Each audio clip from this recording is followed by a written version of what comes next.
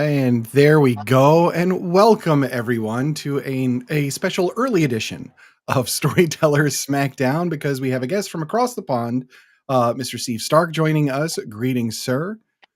Nice to be here. And Zach, welcome back. It is wonderful to have you. Two horror fans right here with me because I am not one of them. And so I like horror comedy type stuff. I know these movies, but I am glad to have some expertise in here that can speak to these characters a bit more. And if there's ties, I'll do my best to be a fair tiebreaker on some of the matchups and all of that. Yeah, T-Rod popping in. What the hell? Yes, I know. Because otherwise it's too late. Like this, we have to I want people from the UK here, and that means hitting it a couple hours early. It's all fun though. So I'm really excited to dig into this. This is an idea for a Storyteller SmackDown that I've had for a while because it's one of those things where we've got iconic horror characters. Everybody knows them, even if you haven't seen all the movies or know everything, they're all there. And they're just really, really well known, regardless of whether you're fans or not. They are satirized, just like we said with the goofy parody movies and things like that. But I certainly have some of my favorites within here. A couple of characters. I'm sure you guys will have your favorites as well. And the whole idea and the whole what I think is the most interesting thing about pitting 16 horror icons against each other is to see if one of the big four comes out with a win, right? And the big four, we've got Leatherface, we've got Freddie, we've got Mike Myers, and we've got Jason. So I put in a really good mix of other characters that will hopefully challenge some of those top crowns as we move forward through it. But first, I just want to give you guys a chance to introduce yourselves. 30 seconds. Give us a little bit about you for anybody that is not sure, and tell me which horror icon would you least like to be chased around by in, let's say, an empty warehouse. Steve, I'll have you go first. Alrighty. I'm Stephen from England. I've been a horror fan pretty much all my life. I was saying earlier that I've ever since I saw these films at an age where I was far too young to be watching them. Yeah, exactly.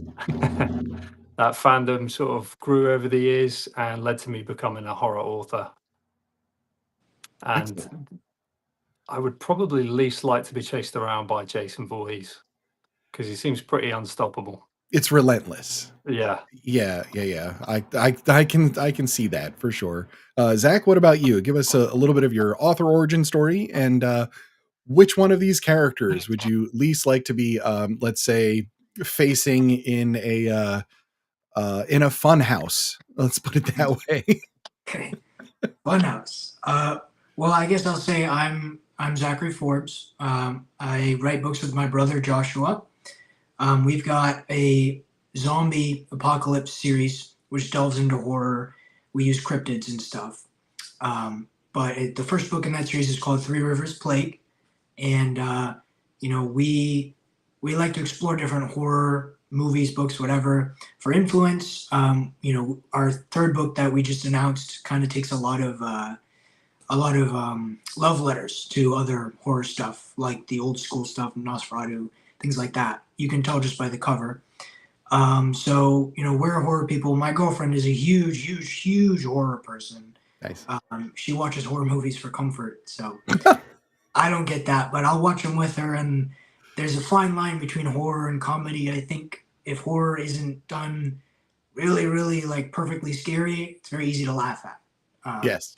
I enjoy it either way, but happy to be here. Looking forward to it. The one I'd least like to face in a funhouse, I guess that would mean from like a psychological perspective.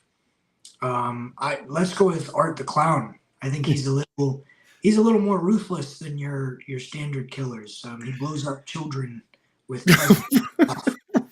I think he'd probably have too fun of a time with me. I wouldn't really like that. So I'll tell you guys, like, for the last like couple hours leading up to this stream, I'm like, I feel like I need to hit some Cliff's notes of some of these movies because I have a very limited experience with a few of them. I've never seen the Terrifier movies, so I watched this channel where he's like, here's Terrifier in 8 minutes, right? All of like everything. And I was like, wow, that was a pretty intense 8 minutes. But I will say that whoever the actor is for Art the Clown, brilliant. Because just like there's this element of comedy to like the shocked faces and like the whole like miming thing and everything. I'm like, all right, this is actually like really funny. I just don't want to see the gross stuff. But that's just me. And yeah, I went through and just to try and get a handle on some of these, but I think we're gonna have a good time talking through some of them. And so I want to hit just like a couple of ground rules and to see what your thoughts are too on comparing a character, an iconic horror character that is supernatural by nature to one that is not. So we have to judge battles between characters on a few different things, and I think one of the things to do that on is how the character is performed. Obviously, how iconic they are is probably the top score, for something. But we also need to weigh it as like if they were together in some kind of a location, who do you think would outwit the other one? Who do you think would last? We can't really assume anybody's immortal because obviously then they just make it to the end. So we'll try and keep it, fair judging, but I leave the metrics kind of up to you. So if you feel like the iconic status of a particular character is far and away more important than the immortal status of another one, weigh it that way. And I'm totally good with it. I think we can get some good fair results out of it and see some kind of fun matchups. Let me ask you, Steve, what are a couple like maybe like a top three if you want to of your just all time horror movies, ones that if it's on or if you have a chance to watch it again, pop it right back in and give it a watch right now. Oh, American Werewolf in London, which we were Yep. talking about earlier. Again, I saw that at a young age. I Yes. think it's an amazing movie. It's got that perfect blend of horror and comedy. Yep. And obviously, the transformation scene is the best that's ever been done. Never been Yes. bettered. 100%. And it's just very pacey film as well, Mm. which I always like in a movie. It sort of comes at you right off the bat with them getting jumped at the moors. It's full of loads of great characters and loads of memorable moments, and the Mm. soundtrack's spot on as well. Nice. So Yep. that's one I'll always stick on. Another one would be Return of the Living Dead, which Okay. Yep. is the punks versus zombies movie. I have a good laugh with that one. It's a lot of fun. Again, a Yep. great soundtrack. It's very memorable and unique zombies, and a lot of comedy as well. So I like that one a lot. It had a little bit of a thematic similarity to my book, A Hot Dose of Hell, as well. So Mm. that's Nice. another reason I like it. Third pick, it's gonna be The Thing. Yeah. Yeah, The Thing. That's all-time classic. Some would say it's sci-fi because it involves an alien, but I just think of it as straight up horror. The Right. concept is amazing. The creature effects again, they're just so outrageous. The stuff they came up with at the time, it still holds up really well now. Right. And great cast of characters as well in that one. Yep. So so Sean popped that in here too. The right answer is The Thing. So Exactly. here's where I Yeah. get to make a super fun admission. I've never seen it. Ah, I've never seen it. And I was asking today on X because I'm trying to come up with some ideas to revive my other channel and do some like regular just straight edited solo content. And I mentioned this to a fellow author. I'm like, I never saw it like The Thing. Like it was something that I missed when it was out through the 90s. I was doing all the other stuff, and then I had kids for years, so it was just all Pixar and Wiggles all the time. And then like here I am later in life. So like I only saw Tombstone for the first time about a year or two ago. But I'm like, this is actually kind of cool to be somebody who's about to turn 50 years old and hasn't seen it. And he was like, what you should do is a live reaction watch on YouTube and Yeah. record that video. And like, not the whole movie, but like obviously like certain parts and just let us live vicariously through you seeing it for the first time. So that's an idea that's just kind of floating around there. Yeah, I know. I know I do. And I love Kurt Russell and everything. So Zach, let me go to you. Give me three of your top horror flicks. If you have a chance to watch one of them right now and you wouldn't hesitate, what would they be? Those were all great picks. Honestly, I had forgotten about The Thing. That's probably a contender for like all-time movie in general. See? Honestly, it's I gotta a, get it's on a it. classic. There's just the simplicity of it is so great. You know, being confined to this laboratory or this research center, and making it such a great horror story, and the acting. It's just really really good. Right. Um, but yeah, I mean that's got to be up there. I like the Evil Dead series. You know, Okay. Yep. the going through zombies thing. That's kind of what our books are. Yep. It's got a little bit of comedy in there, right? It's our kind of thing, Josh and I. Um, I guess as a horror movie villain, I'm particularly fond of Michael Myers. Okay. Yep. I like the idea of this big kind of unstoppable force, and you don't really understand why he's Right. unstoppable. You know, the older movies really don't explain much. They Hmm. just kind of portray him as this really big guy with kind of the mind of a child who's going looking to kill off his family. Right. But it doesn't really come across as supernatural very much. It's just why is this guy so unkillable? Why does he just keep coming, coming, coming? That's such a cool concept to me, as opposed to something like Jason, where he's a zombie and he's Right. demonic. You know why you can't stop him. Michael Yes. Myers is almost like a force of nature that nobody can comprehend, but it just keeps coming back. And that's really cool to me. I like that. Yeah. Yeah. Yeah. No, it's solid choice there for Myers. I remember the original Halloween and all of that, and that movie scared the crap out of me for sure. So you know they were just done very very differently, and I think horror has changed a great deal from some of those early like the 80s, even just the 80s slasher type. What they were much more. The pace was a little bit slower, I think, for a lot of those movies, as opposed to stuff that's in the 2000s where it's just pedal to the floor. Here comes Art the Clown, and just like people are getting cut in half the wrong way. I don't know, however you would describe that, but like there was definitely such like a shift and a different vibe in horror in general, and all of that. So. Do you have a favorite horror villain, Zach? Like, would you pick Mike Myers as just like your top horror villain, or He'd be up there. yeah, He'd certainly be a contender. It's hard, you know. What do you consider horror, right? Because you're right. Back then, '80s, it was slower. It was yeah, less. Everything now is kind of paranormal. Like it has to be very openly demonic. oh, Um, for sure, yeah, that is something a big through line for sure. Right. But back then you had this kind of broad blanket over what horror really was.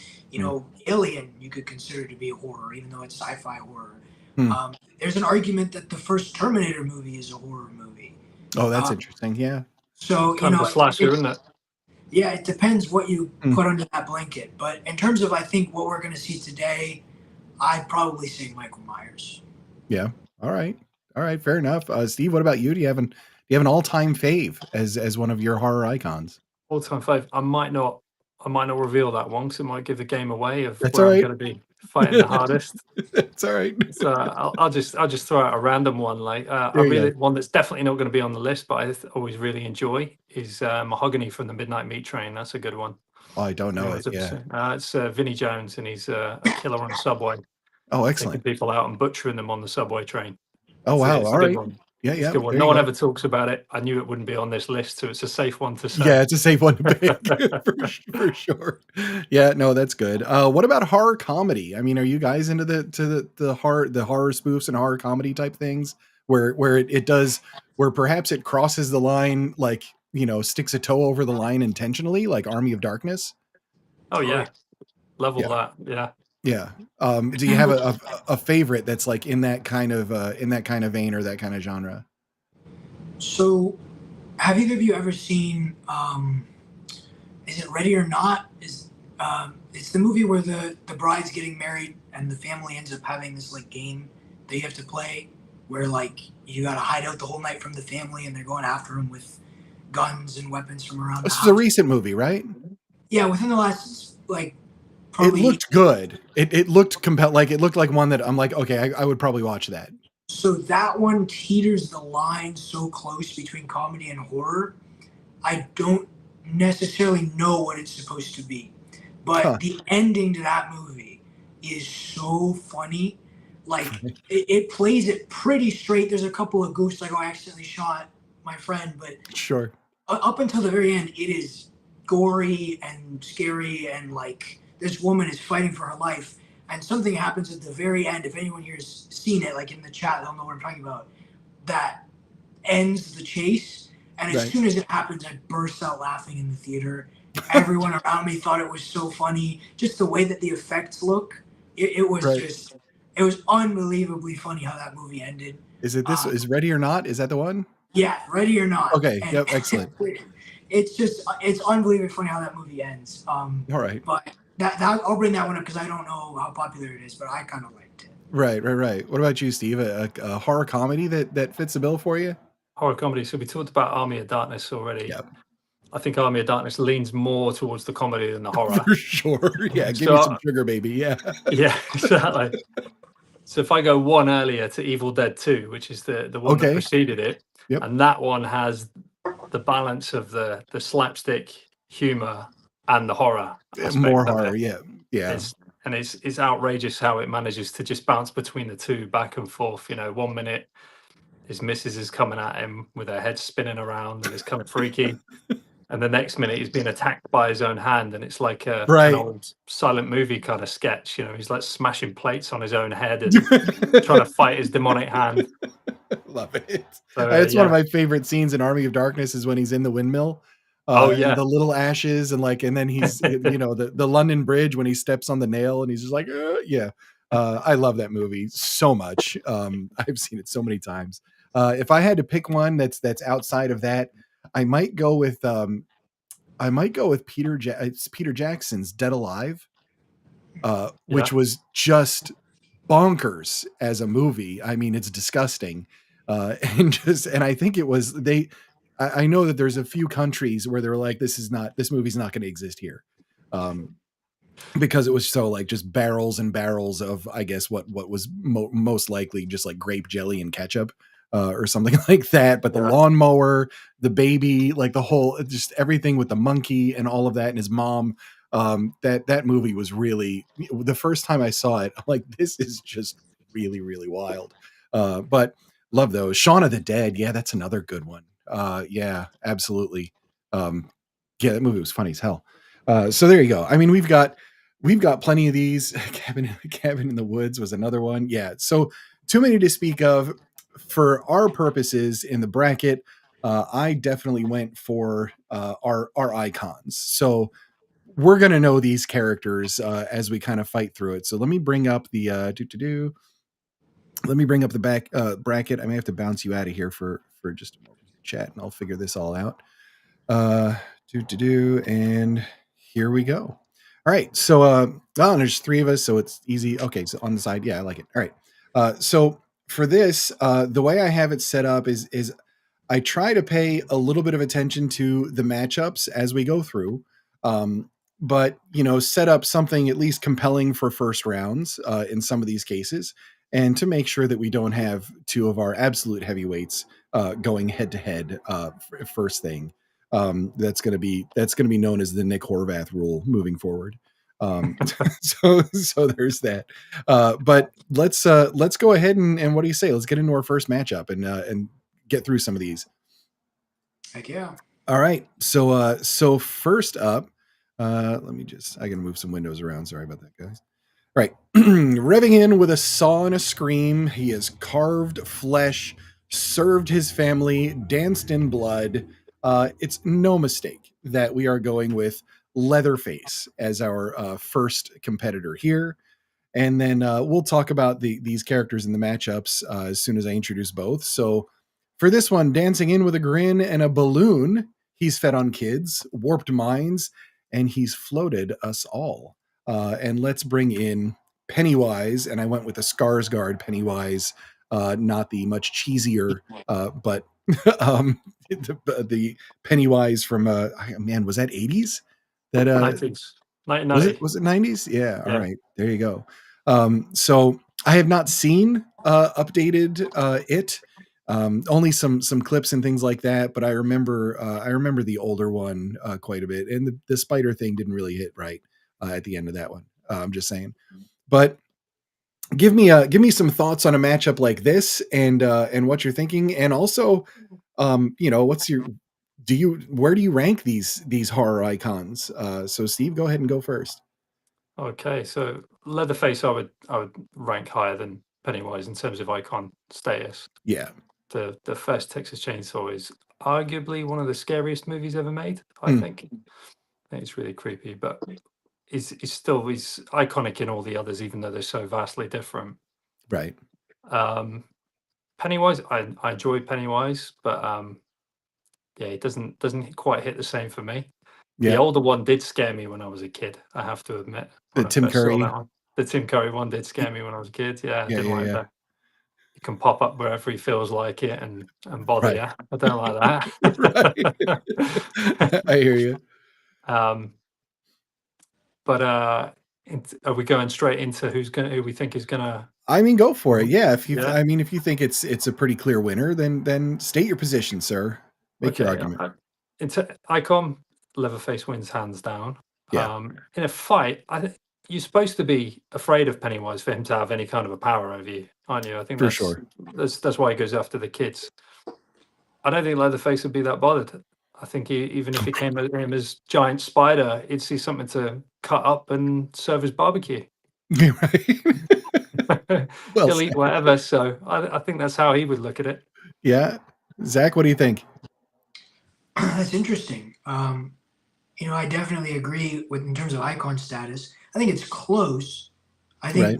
Pennywise is a pretty popular character. That's not But it's weird because I think in terms of the actual like encounter, Pennywise might be particularly suited for Leatherface. Leatherface, if you remember the originals, he's a little bit nervous almost. He's kind of like the kid of the family. right. And so he's very tough, very resilient. He can take like shotgun blasts to the stomach, but personality wise, he's a little bit effeminate.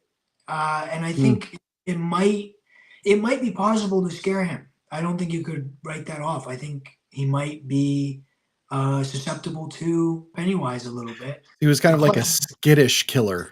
Yeah, more skittish certainly than the other like big, bulky killers. I think Leatherface is the most vulnerable to being scared.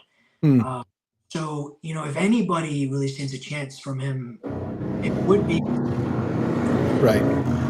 Because I've got motorcycles going by. Sorry, it's middle of the It's day fine. is what's going to happen. Somebody was just honking like crazy. I don't know if you guys heard that on my end. So, no worries. But yeah, I think it is a lot closer. So just to be interesting, I'd give it to Pennywise. I think if Pennywise can scare the hell out of him, he might have an opportunity to neutralize Leatherface. Right. And so let me ask you guys this. So Pennywise, obviously we're talking about something that's coming from fiction. Through Stephen King's mind and all of that. Texas Chainsaw Massacre was not a book. To my recollection, at least, like it was, do you know who the inventor of that franchise is? Like, cause I don't, I personally just don't know. Yeah, it was Toby Hooper. He got it. It's a little bit based on Ed Gein. Right. The Okay. base was, and yeah. And so for me, look, if I have to call a tie break between these two, I got to pick Leatherface. To me, if it's grounded just a little bit more realistic and in reality, that's more terrifying. Because like, and it's funny because I think like, or Pennywise in particular, kids are just like so like tuned out of anything anymore just because of the way culture is. Like, I really feel if Pennywise showed up, people would just be like, you look stupid, things like that. Like, I think be like, yeah, okay, clown, like whatever. But yeah, I would say I'm gonna break that tie and go Leatherface on this one. I think he's one of our icons in the tops. I really don't see it. And I think also just in terms of like culturally, that's like Leatherface sort of changed the game in a lot of horror. To a large degree. So let's bump him forward and hit the next one. You want to do a matchup like this? I mean, look, man, absolutely. I've got plenty of more ideas and would love to have you on for sure. So let's go. let's go with our next two, right? Next up, one of my all-time favorites, slinking in with a smile and a bite. He's dined on his foes, cracked minds, and he really likes fava beans. So we're gonna throw in, and I love this picture. It's Hannibal right here, Mr. Lecter. Let's go ahead and let me do this and bounce this out again. And there we go. So we've got Hannibal, and then next up against Hannibal, I wanted to go with some more realistic stuff here. So with a smile and a stab, he has hid bodies, dressed as his kin, broke some minds, the innkeeper of insanity. And we've got to have a nod to the classics, and plus one of the most iconic images ever of Norman Bates. So let's two very psychological villains. Zach, I'll have you start this one out. Give me your thoughts on this one. So Hannibal is one of the most iconic villains, I think, from any movie ever. Yeah. I think most people would point to him as being in the top 10 for sure. Right. Norman Bates, I'm less familiar with. I'm aware of Norman Bates. It was from a novel originally, right? It was from a Psycho novel. Yep. Right. Yeah, so it's hard because that's kind of the foundations, right? Like the foundations of horror kind of come from that. But I think nowadays Hannibal is a little more well known. For sure. So personally, I would put more weight towards Hannibal. Yeah. I enjoy that movie a lot. I think the performance is excellent. Oh yeah. Right. One of the best performances, right, for a villain ever that I've seen. Yeah, hands down, absolutely. Yeah. Just the presence is terrifying. Like he doesn't even really have to do anything, and you're afraid of him. You know. No, he's just kind of nice, like in a weird way. Yeah. He's like he's helpful. He's genuinely helpful, but he's kind of got his own intentions. He's not just helping you, or at least that's how it feels. I think just that performance alone skews it more for me. I think he's a little more manipulative. Yeah. I'd probably give it to Hannibal. There you go. All right, fair enough, man. What do you think, Steve? I'd say icon status, they're both similarly important in terms of horror. Both originally from books. Like, funnily enough, Leatherface, both of these were slightly inspired by a bit of Ed Gein's crimes. Some of the things they did, particularly with Norman Bates and his obsession with his mum and all that stuff, and living alone with her. That all comes from there. But yeah, I give it to Hannibal in a straight up fight. That would be the difference. I think Hannibal would show up to the Bates Motel and he'd pretty quickly suss there was something wrong with Norman. Oh, for sure. Maybe go have a conversation with him, lull him into a false sense of security, and then do what he would do with him. Right. Have you guys watched the Hannibal with the show that came out? Yeah. I was curious if you had, and what your take was on Mads Mikkelsen's version of Hannibal, and how you thought maybe that compared. It's not quite the same. I mean, it's entertaining enough, but it's not anywhere near what Anthony Hopkins did, or Brian Cox either. If you've seen Manhunter, I haven't. No. He played him first in Manhunter, and Mads Mikkelsen's it's just not quite the same. Still an entertaining show, for sure. Yep, doesn't have that menace that the other two have. Yeah, I mean Hannibal's like there was something about his portrayal of that, and what's really funny is if you watch Anthony Hopkins in interviews and everything else, he's just like the nicest little like squishy dude. Like he's so mild mannered and like really sweet, kind, all those things, and you're like, how on earth did you channel? Like, I mean, it just speaks to how brilliant of an actor he is, I guess, because that was a terrifying character. As Hannibal Lecter, and even in the other what was the subsequent movie, was it just Hannibal, I think, that he was in, right? And again, like not as good as Silence of the Lambs, but equally just like he's great. He's great in everything. So yeah, I would say, that's a pretty easy one. We're going to go ahead and throw Hannibal forward here, setting up a really good match for the next round. So let's get to two more. Let's get to two fun ones. First up, stepping in with pins and a pact. He's torn souls, wielded chains, and offered sights. Oh, so many. We have such sights to show you. Let's throw in Pinhead, people. What was the actor's name again? I forgot. Bradley. Right. Yes, for the first, you said 8 movies. I think he was something like that. Yeah, something like that. They replaced him for one. It's a terrible idea. Yeah, the budget wasn't there, or he wanted no part. I think actually Clive Barker said some really disparaging things about that movie, if I remember right, like on Twitter or whatever it was. Like he's just like, this is crap, and I'm not involved. Wouldn't surprise me. Yeah, exactly. So next up after Pinhead, strutting in with a grin and a gun, he's Lord Prey, cracked skulls, and served fried. Fight. You can stop for gas and some fried chicken. It is Captain Spaulding. So going with House of a Thousand Corpses on this one. Yeah. So here's where we get into some of the campier stuff. Steve, I'll have you start out. What are your thoughts on these two? Okay. Well, it doesn't compare. No. It doesn't compare at all. Captain Spaulding's quite a funny character. I do enjoy him. But yeah, Pinhead is an icon. He is an icon. He's legendary. Yeah. Far more powerful as well with what he can do. Right. So yeah, no contest at all. He just tear Captain Spaulding up pretty quick. Yep. I love Sid Haig's. I love the character. I think he's hysterical and just really funny the way he played. The first, I'd say that the first, I don't know, 5 to 10 minutes of House of a Thousand Corpses is absolutely brilliant.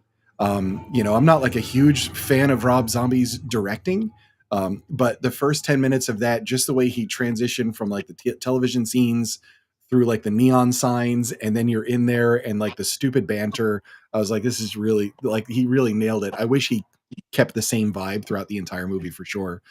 Zach, what do you think on these two? Give me your thoughts on Pinhead and Captain Spaulding. Yeah, doing research for this tournament, right? I didn't know who you're going to pick, so I just kind of had to take some guesses. Yep. And Pinhead particularly stood out to me just on a power scaling level as like one of the heaviest hitters you could have thrown in. Yeah. He is a particularly powerful character, especially in the like expanded material, like the comics and the novels and stuff. The lore, yep. Yeah, I think he's probably one of the heaviest hitters in this tournament. So in terms of power, in terms of like a straight up fight, I think he probably wins this like hands down. For sure. Captain Spaulding is entertaining, right? Yeah. I think he just kind of waits for people to show up, though. I don't know. Yeah, pretty much. He's not quite as like aggressive. Like, I'm gonna raise this pillar from hell. It's kind of like an apathetic sociopath kind of thing. Like, I don't even know, like psychopath. I mean, like, he's just like, he works the museum. He doesn't quite have the same diabolical drive. No. And I don't think, maybe if Pinhead rolled up at his establishment, there might be a little bit of a quarrel, but I think Pinhead wins this hands down. And in terms of how iconic he is, I also think yeah. So no, I would agree with that. I'm not sure how good of a puzzle solver Captain Spaulding is, or if he would even care to try. Like, he probably just, like a stupid box, like whatever. Yeah. So there's that. Obviously, very different vibe. We got to throw some in here that are fun though. So let's put Pinhead in, and then we'll go to our next two. Set him up and knock him down, folks. Here we have some fun. Okay, so lumbering in with a mask and a blade, he has hacked campers, drowned foes, ruled the lake, Crystal Lake, that is. It's time to bring in Jason Voorhees. Probably, I would say the one villain that I was most terrified of as a kid watching those movies. I lived not far from a campground called Crystal Lake, so that didn't help any. So we have that. The next up, though, our last one on this side of the bracket, Creeping in with a grin and a blade, he has sliced flesh, spooked knights, laughed in silence. It is the clown of cruel cutting. It is Art the Clown. Heck of a first round matchup between these two. Kind of funny, it's kind of sinister, kind of all the things. So Steve, I'll have you go. Give me your thoughts on these two. I mean, Okay. obviously, icon status is like Jason's one of the tops. Yeah, Jason tips it. Like, I know Art's got a lot of recent popularity, For sure. Yep. but I think Jason's just such a mainstay. He's been around for so long. There's no comparison there, really. Yep. In terms of an actual stand-up fight, Jason could pretty much take any of the punishment that Art dishes out. Really, Art can do a lot of disgusting things and Right. all the rest of it. But I think Jason would eventually come back. He'd keep coming back, keep wearing him down, no matter what he had. Right. Eventually, Jason's going to win. You know, you can drown Jason, you can chop him up, you can blow him up. He always comes back. Yep. So yeah. Well, and I mean, Art was beheaded, right? And he came back too. Like, so I know they're going for the same vibe. And I think, it's funny because excuse me, if I remember right, Terrifier movies were sort of just like an independent project. If I remember, it's not like a big studio thing. It was really just like kind of an indie thing. And sure enough, and I guess it speaks to how well that character is played by the actor. You're right. It was just very recent, but like an instant icon. Just not with the longevity so far, because we don't know years from now if Art the Clown's still going to be, if you're going to have Art in space or Art takes Manhattan or whatever, like stupid movies they might come up with. But yeah, I can understand. So you would go Jason on this one for sure, right? Yeah. Yep. Zach, what about you? What are you thinking? I think part of the problem with Art the Clown being such a recent invention is you're right, we haven't had a chance to explore his power level, right? Right. He's still very much shrouded in like paranormal mystery. He's a goofball. He hasn't gone full force, tried to like really exert his power over somebody yet. So all we know is that he is very difficult to kill. Yeah. Like you said, he got his head chopped off. He's died 2, maybe 3 times. I don't remember if he died a third time, but he definitely. I watched the Cliff Notes version of him, so I remember the beheading one, and but I'm not sure what the other one. Yeah, I think there was at least another. Yeah, there were 2 deaths at least. I don't know about the third movie. At least 2. And now the interesting thing is the protagonist in the second and third one was that girl with the sword that was specifically designed to end him. And decapitating him with that was like really the only surefire way to beat him, but he still comes back. Right. So it's a weird situation because Jason's the same way. Jason, how many times have they beaten the hell out of him, drowned him, torn him apart, and he just keeps coming back? Yep. So it's hard to weigh in either direction because neither one can really kill the other. Right. But in terms of who's going to win more of the encounters, right? If this went on for eternity, Jason's going to rack up more points. Jason's going to win more fights. He's going to overpower Art more often. So point-wise, I'd have to give it to Jason. I don't think Art... Yeah. It would probably take a good few lives, maybe like 100 lives before Art finally managed to kill Jason once. And then Jason comes back. So I guess that means it goes to Jason, right? This is kind of shades of the latest trend on Twitter where everybody's talking about the gorilla versus 100 men. So like I wonder, one Jason versus 100 Art the Clowns, like how would we weigh this out or whatever? There would be casualties. Yeah, I think like Art the Clown just seems like the type of character that you would see him doing a lot of laughing as Jason was just cutting things off of him, and that's sort of in like the most brutal manner. Not at all funny, but that kind of makes it funny. So yeah, I would agree. I think that the choice is spot on there, and our heavyweight moves forward. I am really excited for that. Right there, that's a hell of a next round. But let's bounce over here. And like I said before, if if any of these characters, you know, and maybe we'll do that after, you know, after a couple of fights. If you think one of these is particularly weak and you want to flip them out, I'll give you the option to throw in somebody else. I've got 2 alternates waiting in the wings for you guys if need be. So let's go ahead and bounce this out of here, right there. Okay. All right. So our next ones. Let's see. All right, yeah. Oh man, this is gonna be a tough one. All right, so lurking in with a mask and a knife, he has stalked teens, defied death, chilled the night. Haddonfield's horror. We're gonna go with Mr. Mike Myers right there. I had to do the nice classic like black and white knife shot. So really awesome, and doesn't look anything like William Shatner, oddly enough. So I love that little tidbit. Our next one. Man, this one's going to be tough. We'll talk it out. Stalking in with claws and a hiss. Hunted crews bled acid. Spawned nightmares. Here it is.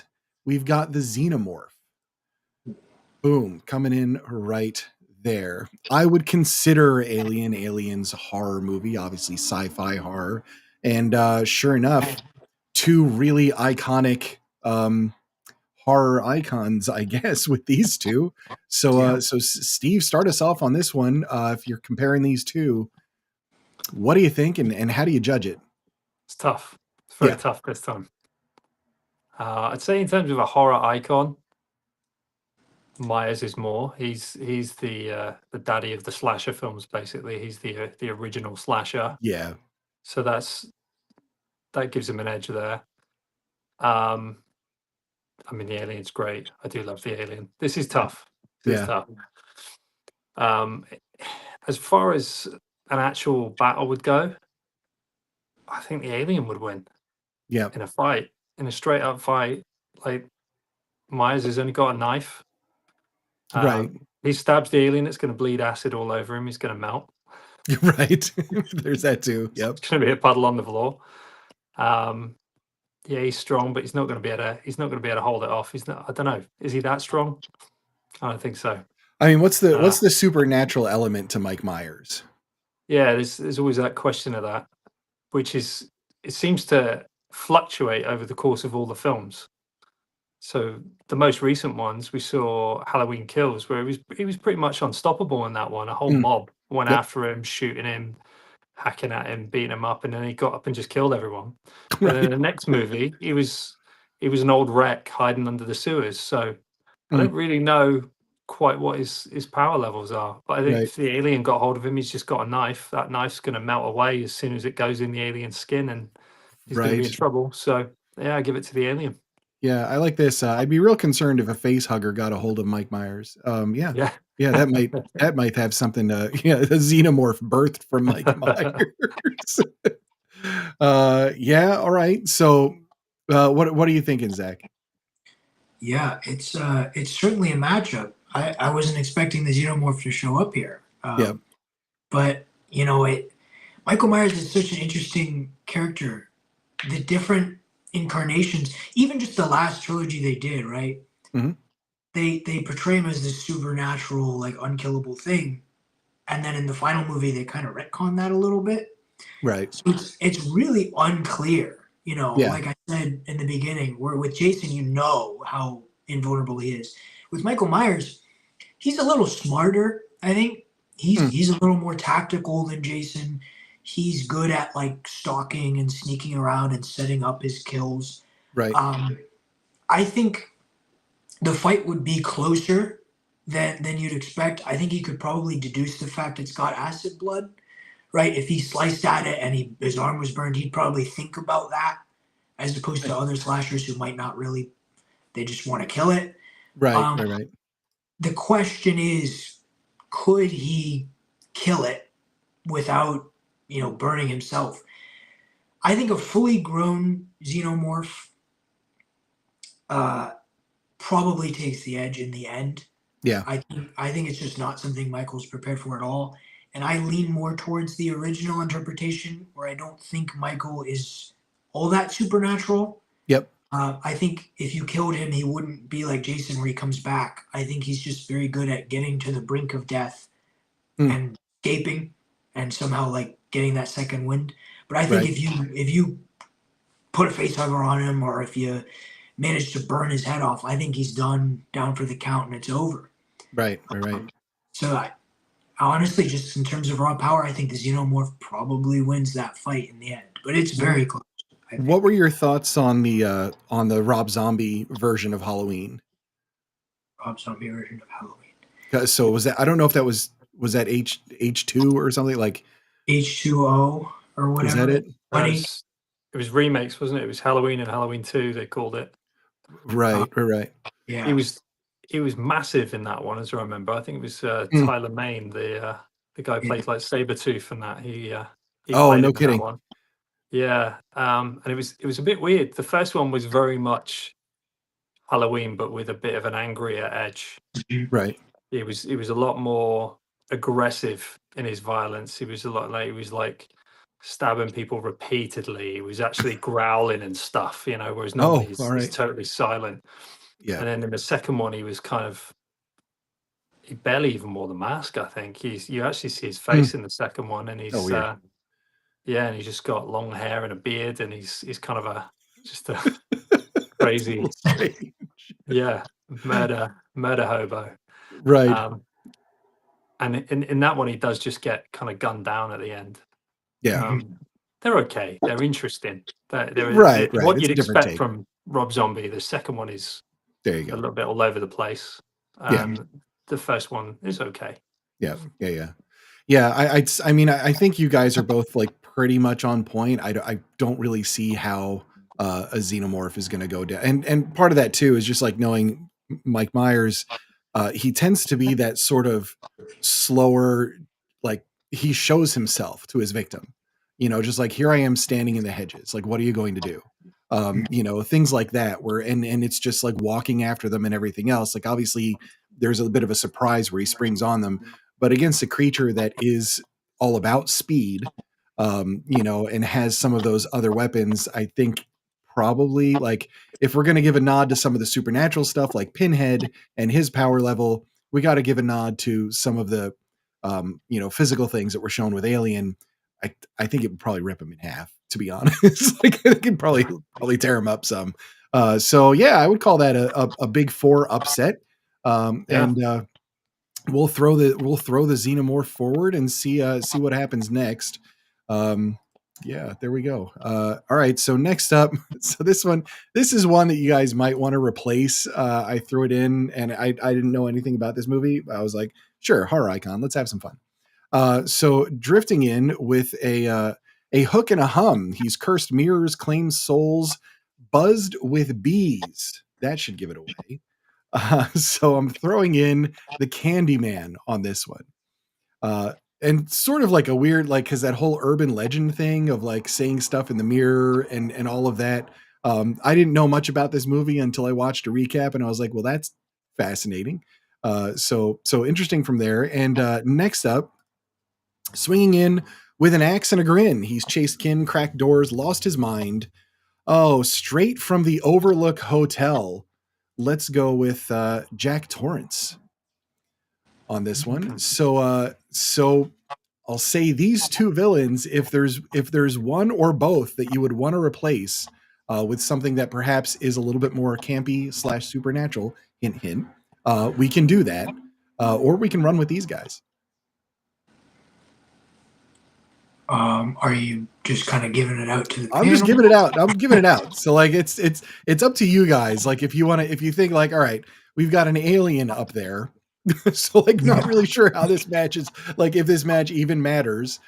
So we can throw in an alternate if you want to. But no denying that these are, Candyman maybe not as much, but Jack Torrance certainly an iconic character. Yeah, I'm not super familiar with Candyman, so all right. Steve, I mean, it's up to you, Steve. If you're interested in analyzing that, then we'll go with it. If not, we can replace him. Yeah, yeah, let's do it. I'm a fan of Candyman, but at the same time, I want to have a conversation. I want to debate it a little bit. So we'll go with something different. Yeah. All right. So I don't really have like a, oh man. So which one am I going to go with? I'm going to go with this one. All right, so I'm just gonna bring in, man. All he wants is his gold. So let's go with the leprechaun on this one. So these two in a hotel. I'd love to see that. I would too. I really would too. I'm not sure if he'd realize it. Like, am I hallucinating? Am I not hallucinating? Yeah. What the hell's going on? So yeah, I mean, Leprechaun has had his run, for some interesting movies. And what, it wasn't there one, it was just like Leprechauns in the Hood or something. Like, I Yeah, forget. he went to the Hood. He went He to did space. go to the Hood. He went to space. Yeah. So like, I mean, he's been everywhere that Jason's been, pretty much. Yeah. So we'll go with that. What are your thoughts on this match? Me? Yeah. Go ahead, Steve. Well, it would be an entertaining one, that's for sure. For sure. I'd love to see Jack chasing the leprechaun around the Overlook Hotel. The leprechaun could jump on Danny's little trike. Right, just ride go away. running along. Yeah. But I think he's screwed when Jack catches him. Yeah, maybe. He's getting an axe to the face. Yeah, I mean, yeah, if anything between these two, like Jack, I mean, if you think like the Overlook Hotel has that entire it's haunted, it worms its way into his brain, and makes him crazy, but Jack is just a human. I mean, there's really, that's really it. There is no supernatural element. There's nothing, nothing along those lines. The Leprechaun certainly set up some like funny deaths, but not in his movies for sure. Yeah. Zach, what do you think on this one? Jack is it's interesting. The book paints it as being a lot more supernatural. The hotel itself is like, it's an entity. Yep. Yeah, it's the villain, right? And it takes over Jack and makes him what he is. But the movie, it kind of twists it a little bit, and I like listening to stories about the making of the movie, because I get the sense that what's his face, the author there, he didn't really like the portrayal. Correct. Yeah. Because I think that Stephen King was verbal about it. Stephen King kind of is Jack. There's a few characters that he writes that are kind of versions of himself, and Jack is those characters. And so I think the book is almost a metaphor for like him entering this place, and this place warps who he is and how he sees the world. Right. And writing books, obviously, it turns him into this weird monster, brings out the bad side of him. And the director instead says, actually, I think you were always a shitty person. And so this character is just this bad guy, and being in this place kind of exaggerates that, but it's also in his head. So looking at it from that perspective, that it's the guy in the movie is kind of just Stephen King. Right. Stephen King versus Leprechaun, right? I love it. That's great. Right, that's interesting to imagine. The Leprechaun, doesn't Leprechaun like cause somebody to have a stroke in his movies? Can't he just do that? He can just like give somebody a stroke. Something like that. Yeah. It's unclear, right? Another one that's like, I'm not really sure what he's capable of. He doesn't take himself seriously enough to show that. Right.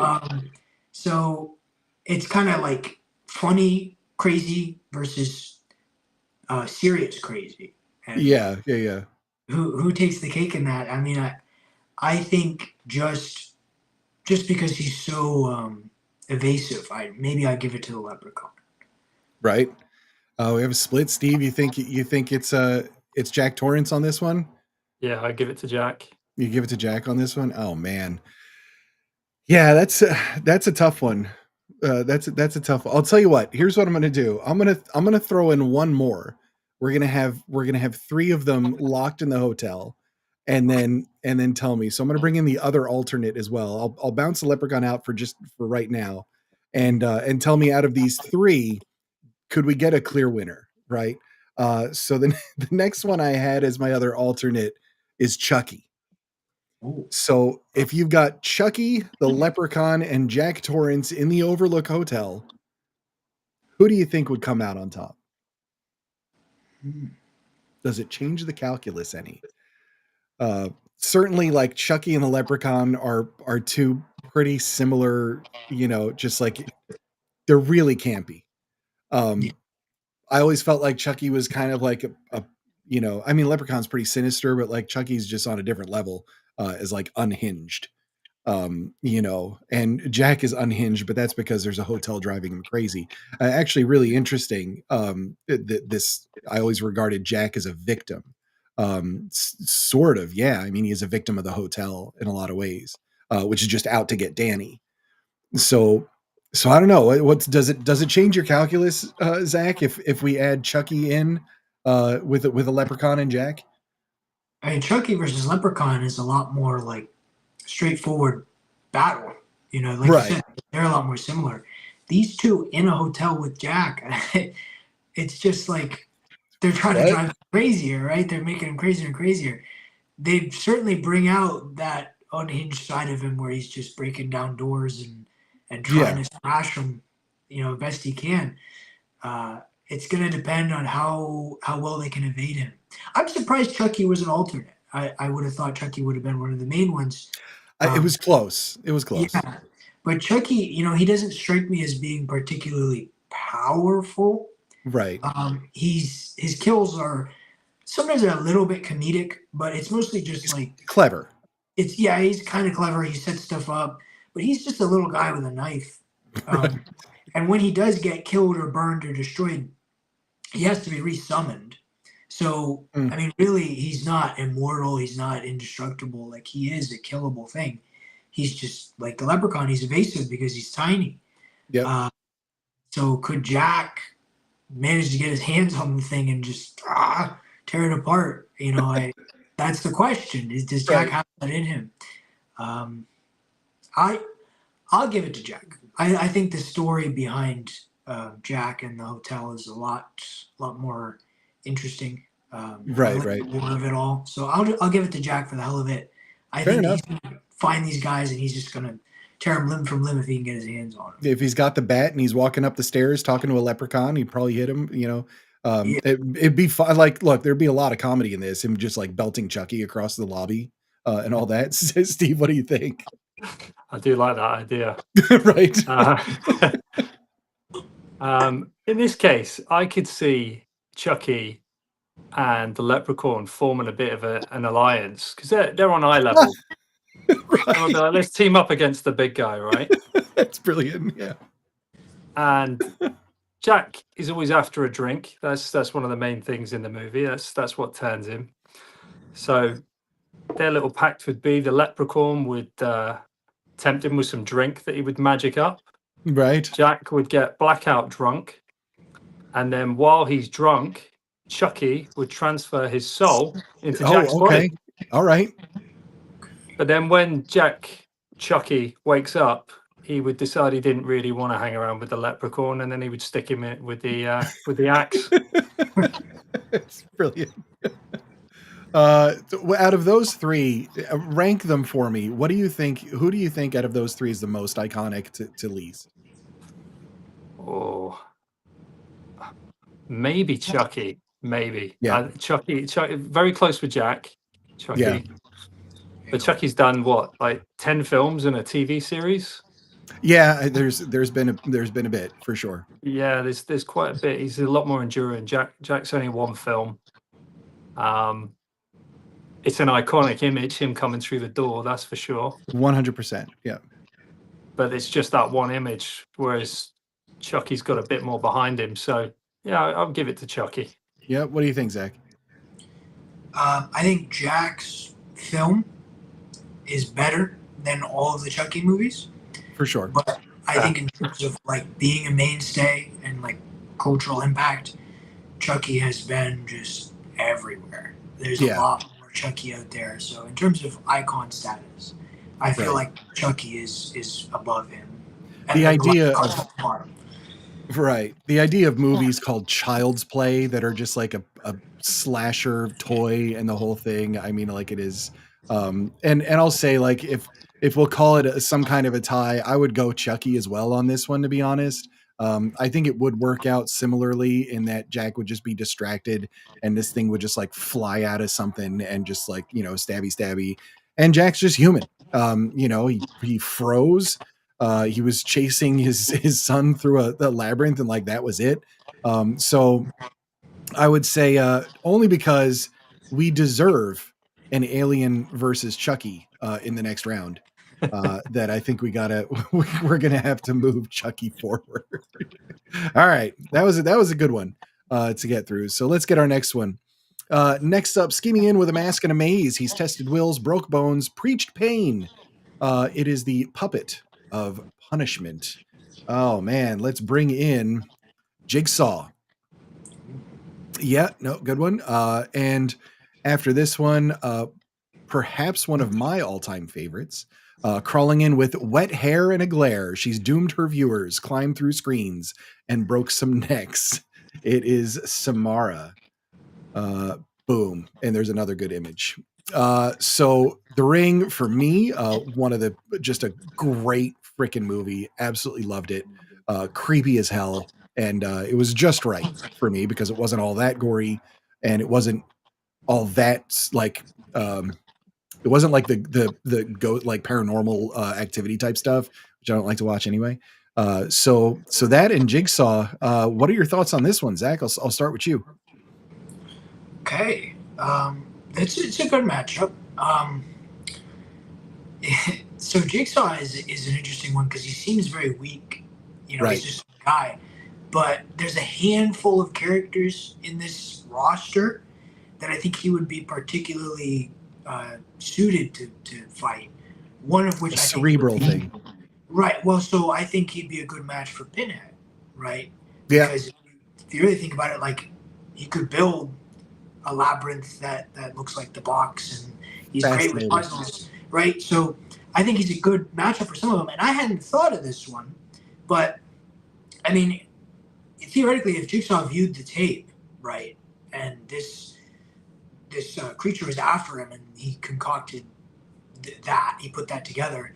I mean, he could very easily set up a situation where he just forces his victims to watch the tape, passes it on to them, says, "Now you have to escape," and that's his next game. Oh man, I'd watch the hell out of that crossover. Yeah, so I mean, he would figure that out pretty quick and pass it on if he really wanted to. So then it's just, well, if it's a straight up fight, if we're restricting it to a straight up fight, Jigsaw versus this thing, I'm not really sure what her ultimate power level is. Right. They don't make that clear. They answer some questions, like in the sequels and stuff, she can make a blind person see. If if somebody's blind and they can't watch the video, she can bring them their eyesight back. So there's a supernatural element there. Right. She is a demon of some kind. So she's not weak. But I don't know. And then in terms of icon status, I don't think she beats Jigsaw either. So the fact that there is an avenue for Jigsaw to get out of this, and that Jigsaw is as iconic as he is, I would lean it towards him. But the Ring movies are very scary. I had a similar experience growing up. Those are some of the first horror movies I was exposed to. Oh yeah. Genuinely scary stuff, when I saw them. So when you're in the house alone watching TV and the phone rings, like that kind of thing. Yeah, that was like growing up in my generation. That was our Five Nights at Freddy's. Nice. Yeah. You can't sit in front of the TV alone at night because it's too scary. Nowadays, or at least growing up this last generation, it was the pizzeria that they were right. There's one scene from The Ring and it's really right in the beginning of the movie. And it was after her whole thing where she talked about her friend that was like, sleeping over about the tape and the whole thing. Oh, and there's this voice and whatever. And then she goes to the kitchen and she opens her refrigerator, and right past the fridge is this dark hallway, and the door's blocking the hallway.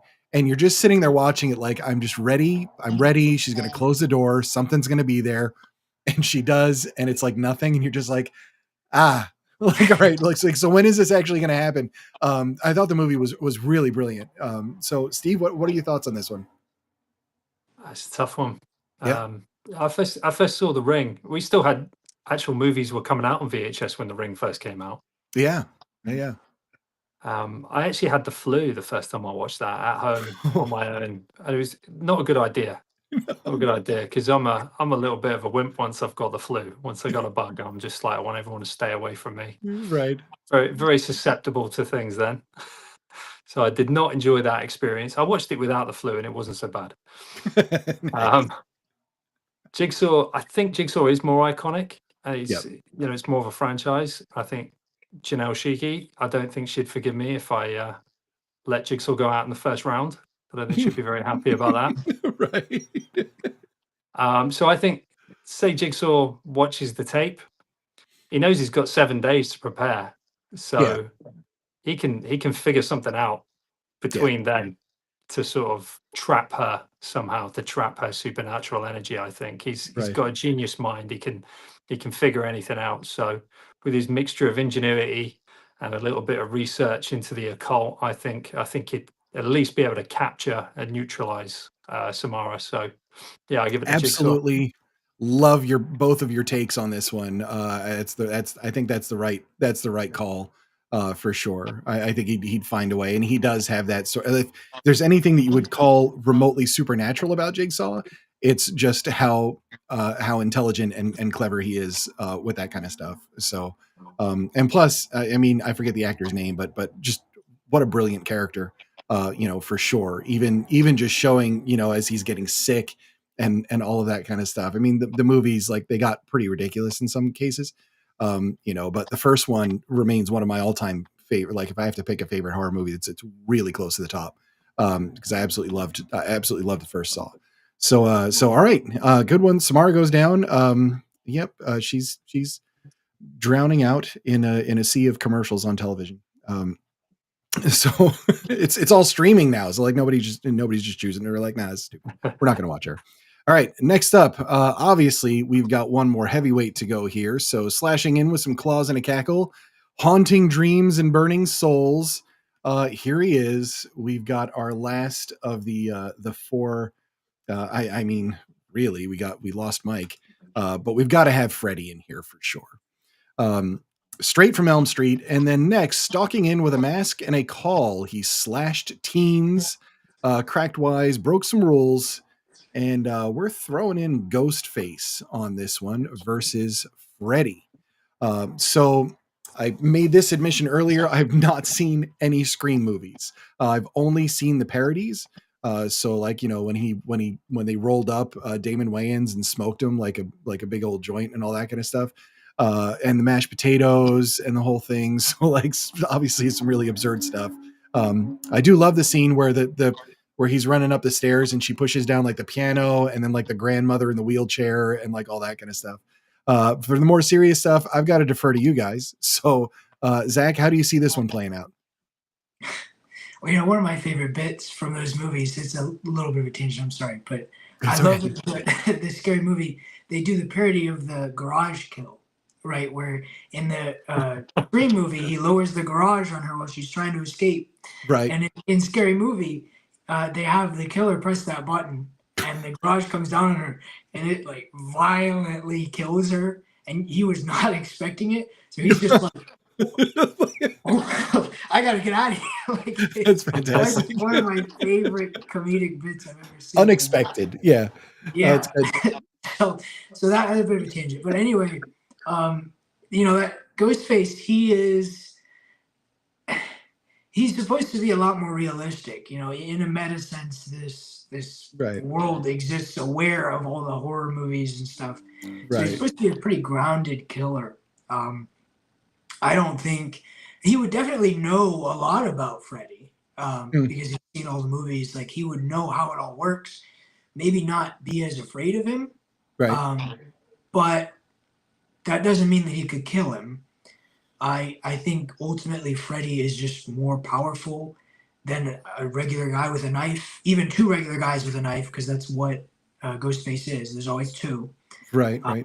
So you were essentially saying, could Freddie fight two people that are essentially his fanboys? It's really weird, but yeah. It's weird, but I think he could do it. I think Freddie could win that fight, just kill off two people that watched all his movies. Yep. I think Freddie's powerful enough, and maybe being aware of him and what he's capable of would help scare them even more. That's also a True. possibility. So I think he could handle himself. Yeah. I think Ghostface loses this fight. Yeah. Steve, what are your thoughts on this one? Yeah, Freddy's. They're both Wes Craven creations, aren't they? Both very iconic. Freddy, in terms of power, he can do anything. He can turn into a giant snake. Yeah. He can do whatever the hell he wants as long as he's in their dreams. All that has to happen is the Ghostface characters have to fall asleep, and he'll go and take advantage of them both. Like you Right. say, there's always two. There's been multiple Ghostfaces, and there's none of them that I think would have the courage or ability to stand up to Freddy in the Right. dreams. So yeah, I give it to Freddy. Little bit of the supernatural stuff. I agree. Yeah. I think as a heavyweight, Freddy's is definitely, one of the most iconic that's ever been put to screen for sure. That first movie I watched as a kid really scared the crap out of me. Like I didn't want to sleep. Like that was like really intense. As a little guy watching that one, you watch it, you rewatch it, and you're like, all right, it's pretty campy, like Yeah. stupid, but like as a kid, it's all different because there's so much going on in your head, and all of that. So totally agree. I think Freddie deserves to move on. We've got a great Final Four there. We've got a great Final Four here that we need to get into, and yeah, this one's going to be much tougher because we've distilled it down to some of the most iconic horror characters just ever. So let's get into it, man. One at a time. If we had to have a Hannibal versus a Leatherface, how do you think this one would work out? Steve, go for it. Okay. Does it matter where this takes place? I'll leave that up to you. However you would want to do it. If it's somewhere, I mean, I can't imagine it'd be like somewhere urban. Like I don't think Leatherface would take like the subway, Yeah, to go visit him in Prague or something. So that's it. So it'd have to be Hannibal. Would Hannibal go to Texas? Would he? So I wonder if Hannibal would think of like him as a challenge of some kind or like yeah, an object of fascination in a way. yeah, So I could actually see that. yeah. Okay. So yeah, we established earlier Leatherface isn't all that bright. He's actually a little bit. He's got some learning difficulties, I believe. I think Yes. he's a little bit on the special side. He's a little dyslexic. That's all. Yeah. Yeah. There is that one actually where he's trying to do the spell check game, isn't there? He keeps just writing. I think he just keeps writing meat. Whatever it puts up, he just Right. writes meat, and he gets annoyed because it tells him off. I think Hannibal's got some ability in terms of hypnosis that is sort of mentioned in the film Yeah. and the book, because he talks Miggs into dying. Basically, he manages to somehow kill multiple Miggs in the next cell by just chatting to him. Right. So I think Leatherface would be particularly vulnerable to that sort of thing.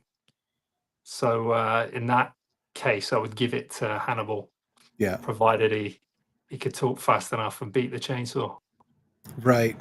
Yeah. I wonder if there could be some, some kind of similar scene where he actually just almost like soothes him in a way, Yeah. knowing just the right thing to communicate or how or whatever.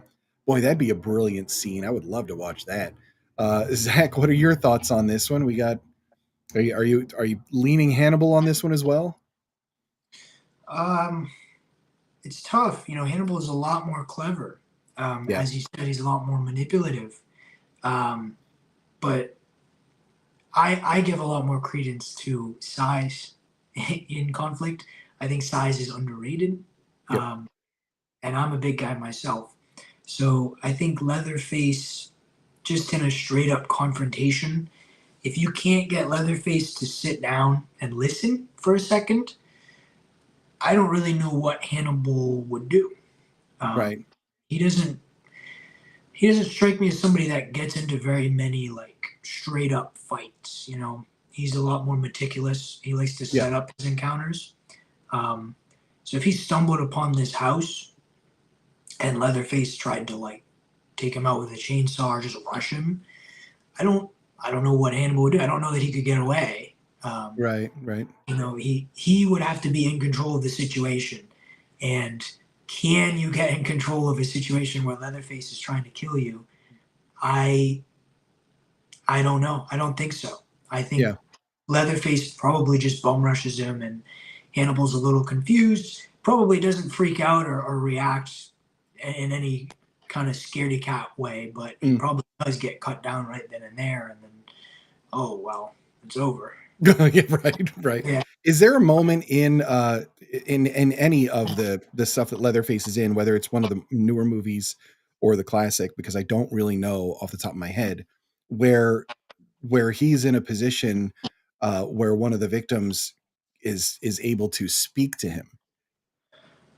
I was trying to think of that myself. You know, it's like it's where somebody's like on the table and he's like doing like, you know, I don't know, like sharpening something or getting something ready or something along those lines. Like I'm not sure if that scene exists. Right. In I don't the think he talks. second one. Second one?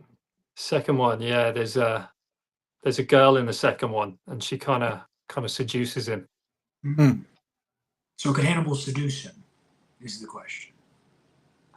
I don't know. Is he? That's Hannibal that I is cup don't of want to tea, I don't watch. know. that would you know, it's a hard pass. Hard pass on that one. Yeah. Yeah, that's the only thing that I could see as a way for Hannibal to get out of it is if I feel like if he had the chance, the only reason Hannibal would be anywhere near Leatherface is because he'd heard of him and wanted to see for himself what that is. And I feel like if that was the case, he would know enough beforehand to know, at least to some degree, being a psychology expert, what the heck he's actually like getting into and what that craziness is really like. I mean, after all, he really pegged absolutely everything about Buffalo Bill without having met him or know anything, just where he is, what he's like. He knew all of it, you know, exactly how that was going to be set up. And so I really feel like he's got that jigsaw level intelligence to some of these things. So out of these two, which one do you think is more iconic? It's tough. Yeah. That's a tough one. It's the same thing, right? I think Hannibal has the better movie. Like the best movie of the bunch is Silence of the Lambs. But Texas Chainsaw has a long lineage of films, and it's close in terms of cultural impact. It's very, very similar. I would say. I might give the edge to Hannibal. Just because there's some quotable lines and stuff from that film. That was the next thing I was going to mention. We don't get much monologuing out of Leatherface. You know, he doesn't have like some kind of, you know, midnight soliloquy of some kind where he's just exploring all of the pain and depth of his character or whatever. But we learn so much about Hannibal. And he really does have some of those, like, I mean, just fava beans and a nice Chianti, like that's that right there. So yeah, I mean, motion to move Hannibal forward. I think we can be in agreement, maybe. Sure. Yeah. I'd say, you know, and I understand the cultural impact of Leatherface too. I feel like the original being a much older movie, that Hannibal kind of surpasses that to me. But yeah, I mean, certainly that's a hell of a matchup. I just think the intelligence would win out, which brings us to a really bizarre matchup of Pinhead versus Jason. Yeah, like I have no idea honestly where this could possibly go. You've got lots of supernatural element between the two. You know, one who's just constantly coming back from the dead, and one who's just like really, really weird with the pin thing, you know. My mom used to sew and she always had a pin cushion just like that, looked just like him. So I don't know, Steve, what do you think on this one? Like, what are your initial thoughts? Yeah, it's a tough matchup, isn't it? That's going to be an interesting one. funnily enough, there was going to be a sequel to Freddy v Jason where Pinhead showed up.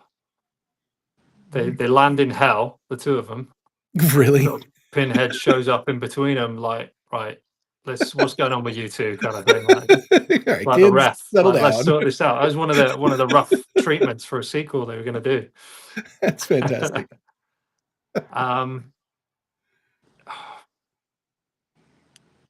Say Pinhead arguably is more powerful if he's in his element. Right. If he's in his element, if he's on Earth, it's a slightly different game. It's probably a little bit fairer because he's having to use what he's got around him. Right. Whereas when he's in his kind of lair, he's got access to all his hooks and all the rest of it. For sure. And Jason is unstoppable at the same time. It's like they'd just be butting heads forever. It just Right. keep ripping him up, and Jason would just keep coming back. Yeah. So the thing that will tip it for me then would be like icon status. Yep. And I think Jason is a bigger icon. Yeah. Yeah. I mean, I would go with that. I think they're both just like supremely recognizable. As a Gen X guy, I can tell you, and somebody who, just would always hand out the candy on Halloween. I've seen plenty of Jasons, way more than I've seen Pinheads, though I granted that's a difficult costume to pull off, without getting without the risk of grievous injury. But I mean, I just remember like through the 80s, like it was like kids were afraid to go outside when Jason movies were like a thing. Like it was really like, especially like where I lived, it was like woods and a little bit of water and like all that. Like it was just like that movie got stuck in your head for sure. So I think that with the mask, the icon status, he probably takes it a little bit. Zach, what are your thoughts on this one? Yeah, I agree with the icon status. Yeah. The fight itself is a lot more interesting to debate. I think Pinhead is significantly more powerful in his realm, right? In Right. hell, essentially. But he can't. I don't know that he can necessarily just teleport somebody there, right? Right. Most of the Hellraiser movies, people end up there either by dying after living a sinful life, Right, or by opening the portal themselves by solving the puzzle box. And Jason's not going to do that. Jason doesn't care. I can just see a little Rubik's cube like in his spare time. He just toss it in the lake, right? He doesn't care. Right. So really, this is Pinhead coming to Jason, entering Yes. Jason's world and encountering him, which means most illusions are off the table, right? I could hear the argument that Pinhead would disguise himself as Jason's mother and try to manipulate him, but I don't know that he could do that in the real world. He can do that in hell. Right. In the real world, I think he has to have the skin suit or something, and maybe Jason falls for that, maybe not, but it's tough to set up a situation where he could manipulate him like that or trap him in this eternal torment, because he's got to get him in hell, which means he either has to kill Jason, which we know isn't particularly possible, Right. or he has to get Jason to come there himself, and I don't think Jason would do that, which means it's just a straight up brawl with the chains versus Jason and his machete. And we've seen the chains broken before. We know that those weapons aren't indestructible. Pinhead, as clever as he is something of a brawler. He does like to face people head on. He's a little bit overconfident. So if this fight happens in the real world and it's just Pinhead versus Jason straight up, I think Jason probably doesn't give him the chance to get the upper hand, and I think Jason probably beats him down. Yeah. Ooh, that's logically very well thought out. I'll say that. Kudos to you, man. You put some thought into that one for sure. Like, did my homework on this one. Well, because I didn't realize, that about the whole, him faking other people. But you're right. Like, because in the movies, they were already in that realm when it was all just like, we've just been playing with psychological torment this whole time. Isn't this fun? Because they were just already dead or what have you. So yeah, I totally get that. Yeah, I mean, I think it would be different if Jason Jason honestly is kind of like a Cenobite in a way. you know, just kind of walking around and unstoppable. I mean, he's not launching CD-ROMs at people. That one was really stupid, by the way. But like, you know, it kind of has that sort of like lumbering, chasing after something, you know, that kind of thing. But I think with the supernatural elements, it wasn't Jason he was cut up, he was electrocuted, like he died in all sorts of ways. Yeah. I Right. think the only surefire way to kill him, which may or may not have been retconned, was radiation, wasn't it? Oh, interesting. It used radiation to kill Jason. I don't know that even worked. I just remember that being the subject. Right. Which one was that? That wasn't in any of the films. It was in something. I don't remember what it was from. I just remember it being a weakness. Could have been in one of the comic books, maybe. Maybe. Yeah, I'm kind of curious. Friday the 13th film series, supernatural abilities tied to the unique conditions of Camp Crystal Lake. The lake's peculiar nature, which includes radiation exposure, is believed to contribute to his resilience.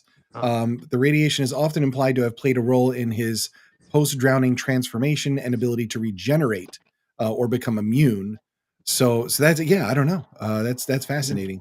That's just what Google's AI is telling me. So like, take it with a grain of salt. They've done weird things before. There was a movie where they said he was scared of water, right? Oh, but Jason lives in the water in most of his movies. Like he hides in it. So that was a weird. That one movie kind of exists on its own, where it doesn't make a whole lot of sense. So right, things come and go in terms of what is weak to him. The point is he's still around, and they haven't stopped him yet. Yeah. No, I think whether it's icon status or whether it's the logical thought process, if he wouldn't open the box, so there is no like Leviathan or anything like that happening to him. So it would have to be on Earth on his terms. So yeah, I think we could safely move Jason on. I'm happy to see a heavyweight hit the final four for sure. So let's go ahead and bounce him in there. Perfect. That's going to be great, by the way. And let's get to some of these. The absurdity of a xenomorph versus Chucky. Yeah, I mean, like, we don't have to spend a lot of time on this one if you don't want to, unless you have a really compelling argument as to why a child's toy would defeat a xenomorph with acid blood. I can make it work. Okay, go for it. Like, if you have an argument, I'm curious. Right. So it's an inanimate object. Yeah. Okay. It's a doll. So the alien's not going to recognize it as something to care about. It's not going to be giving off any sort of sweat or anything like that for it to pick up on and realize that's a threat or that's prey. It's not going to notice. No thermal imprint, right? Yeah, it's got no reason to recognize it. It would be like attacking the couch, wouldn't it? It's pointless. So if the alien was like that, it'd just be taking chunks out of the walls all the time, wouldn't it? So it's going to see this doll and it's just going to carry on about its way. Chucky could set up an elaborate trap, as he has done in some of the later movies. And in theory, take the alien out. I like it. Without the alien even knowing that Chucky is something to be worried about. Yeah. All right. You know what? That's pretty compelling. Yeah. I like how you referred to Chucky as pointless. I think that was a good pun. I don't know if it was intended or not, but because he's pretty much just stabs whatever. Yeah. Zach, what do you think? Do you think this theory of inanimate Chucky just has all the time in the world to set up an elaborate trap to I don't know, burn it or whatever? Yeah, it's a good argument. It is a good argument.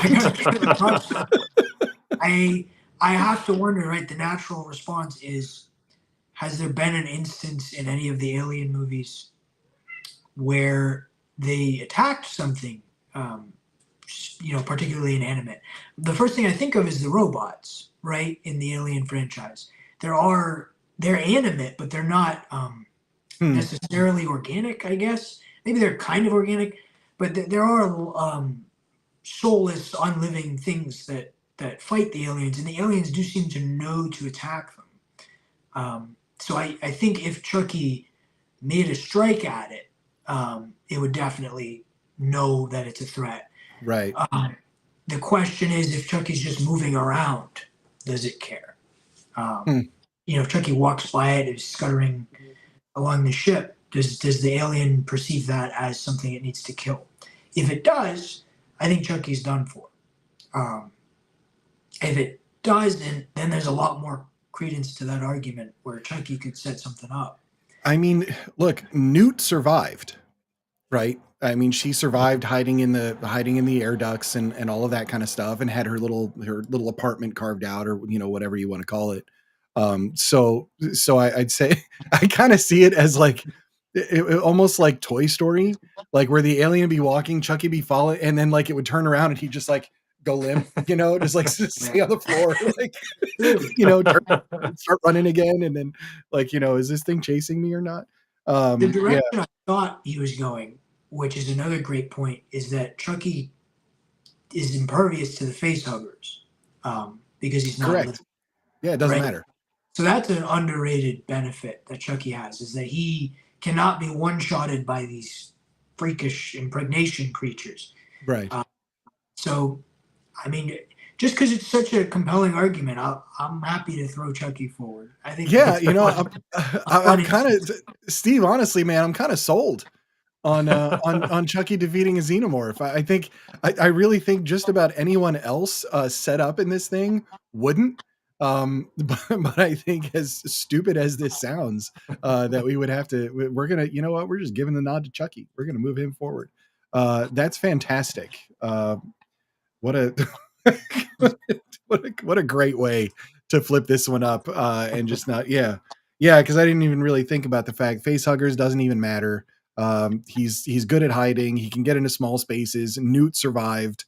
I feel like if he was on that station, he would come up with something, for sure. And he would be smart. I mean, it's a killer soul. He'd be smart enough not to just like launch at it and try to stab it, So yeah, let's get no, you know what? You can say boo all you want. I think Chucky takes this one. Steve has convinced me that Chucky's taking this fight. There you go. And I would watch the hell out of that movie for sure. So our next one, wow. All right. So this one a little different. Jigsaw versus Freddy. Two iconic characters, though I would say I think Freddy's the more iconic of the two. Both long franchises for sure. Like, I'm not sure what the final movie count is on Friday the 13th, or not Friday the 13th, Nightmare on Elm Street rather. But they both have a lot of movies. So immediate thoughts on this one, Zach? If we go Jigsaw and Freddy, who do you got? Yeah, it's a similar situation to The Ring, where if he knows Freddy's after him, can he set something up? The thing is, he doesn't really have that kind of time in his dreams. Right. The rules of the dream world are questionable.